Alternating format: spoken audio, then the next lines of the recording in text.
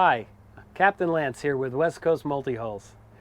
Today I want to show you a typical situation on this boat where we have 3 winches that are all used for a particular purpose. However, I only have one electric winch.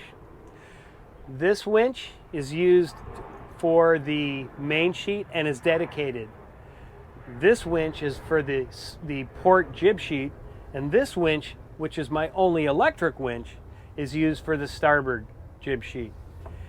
If this sheet is under load on a port tack and I need to use my electric winch, I'm stuck.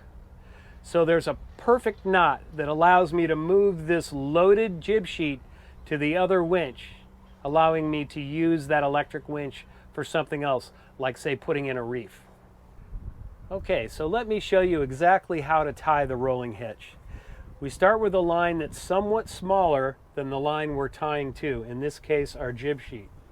We go over the top of the line, cross over the knuckle of the knot 3 times. 1, 2, 3, and come up on the other side of the standing part and pull it tight.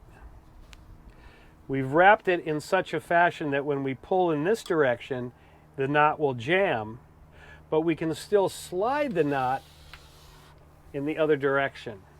Then when we're ready to take the load off the line, we can go to another winch, pull it tight, and now this winch is available to use for another purpose.